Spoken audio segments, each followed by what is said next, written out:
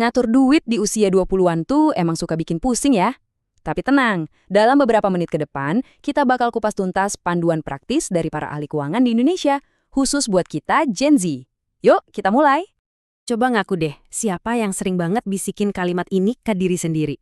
Gaji masih UMR ntar aja deh mikirin investasinya. Kayaknya hampir semua dari kita pernah ada di fase itu kan? Tapi, tahu nggak sih, kata para pakar keuangan, justru pola pikir yang kayak gini nih, yang jadi tembok paling gede yang ngehalangin kita buat jadi kaya. Oke, sekarang ayo kita bedah lebih dalam lagi, apa aja sih jebakan-jebakan keuangan yang paling sering bikin anak muda boncos? Ada pepatah bilang, gagal merencanakan itu sama artinya dengan merencanakan kegagalan. Nah, menurut para ahli, kesalahan finansial nomor satu itu akarnya dari sini. Tapi, ini bukan cuma sekedar soal gagal bikin rencana loh. Kesalahan terbesarnya adalah kita nggak punya tujuan keuangan yang spesifik.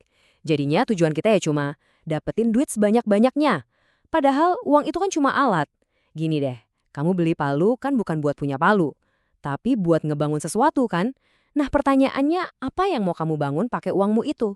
Nah, dari sini nih, kita sering banget kejebak ke lubang berikutnya. Apalagi sekarang, godaan pay letter dan cicilan ada di mana-mana. Gampang banget buat kita ngabisin duit yang bahkan belum kita punya, cuma demi gaya hidup yang kelihatan keren di medsos. Dan ini bukan cuma omong kosong loh, datanya beneran ada. Coba lihat ini, 70%, angka yang gede banget. Sebanyak itu pengeluaran Gen Z di Indonesia habis buat gaya hidup konsumtif. Coba deh iseng-iseng hitung, pengeluaran kamu buat nongkrong, jajan, sama belanja-belanja gitu berapa persen? Tapi, ada satu musuh dalam selimut yang diam-diam terus-terusan makanin duit kamu, bahkan pas uangnya cuma ngendon di rekening tabungan. Oke, ayo kita main berandai-andai sebentar buat lihat si musuh ini beraksi. Nah, kira-kira dengan gempuran inflasi selama bertahun-tahun, 1 juta rupiah itu sekarang nilainya jadi berapa ya? Jawabannya cuma sekitar Rp560.000.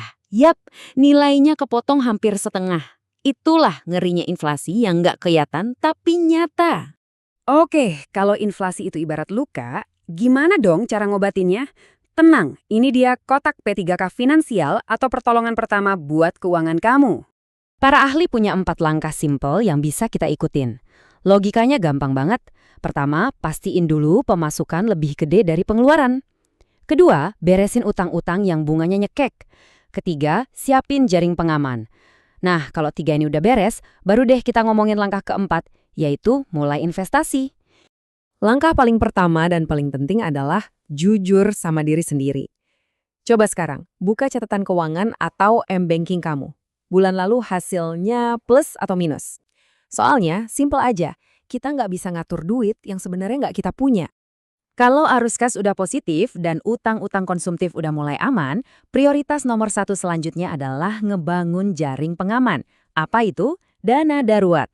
Targetnya, kamu punya simpenan yang bisa nutupin biaya hidup minimal 3 bulan kalau amit-amit ada kejadian tak terduga. Nanti kalau fondasi keuangan kamu udah kokoh, baru deh kita masuk ke dunia investasi.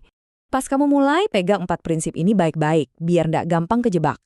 Pastiin investasinya gampang dicairin, diawasi sama OJK, imbal hasilnya masuk akal, dan jangan taruh semua duit kamu di satu tempat aja. Dengerin baik-baik ya, kalau ada orang yang nawarin investasi dengan janji profit 20% sebulan, pasti aman, dijamin balik modal, tolong langsung lari, itu red flag terbesar. Ingat, hasil gede pasti risikonya juga gede. Selalu. Jadi, penting banget buat bisa ngebedain mana investasi beneran sama investasi bodong. Cara paling gampangnya gimana? Cek satu hal, perusahaan itu terdaftar dan diawasi OJK enggak? Anggap aja ini filter pertama dan paling utama buat kamu. Nah, sekarang kita sampai di bagian yang paling krusial, ngelawan rasa males dan takut buat mulai. Nasihat klasik ini benar banget, dan ini semua karena kekuatan bunga berbunga atau compounding interest. Artinya, bukan cuma modal kamu yang ngasilin duit, tapi keuntungan kamu juga ikutan ngasilin duit lagi. Makanya, waktu adalah aset kamu yang paling berharga. Jadi, yang paling penting buat diingat itu, sukses finansial itu bukan soal sekali nabung dalam jumlah besar. Tapi soal ngebangun kebiasaan kecil yang konsisten setiap hari, setiap minggu, setiap bulan. Dan please, buang jauh-jauh pikiran kalau investasi itu butuh modal jutaan. Zaman sekarang, modal Rp10.000 aja kamu udah bisa mulai loh. Yang susah itu bukan ngumpulin duitnya, tapi ngebangun disiplin buat mulai dan terus lanjut. Jadi, pada akhirnya, ini semua bukan cuma soal tahu teori, tapi soal action. Nggak usah mikirin rencana yang super rumit, coba jawab satu pertanyaan simpel ini. Satu kebiasaan finansial kecil apa yang bakal kamu mulai hari ini juga?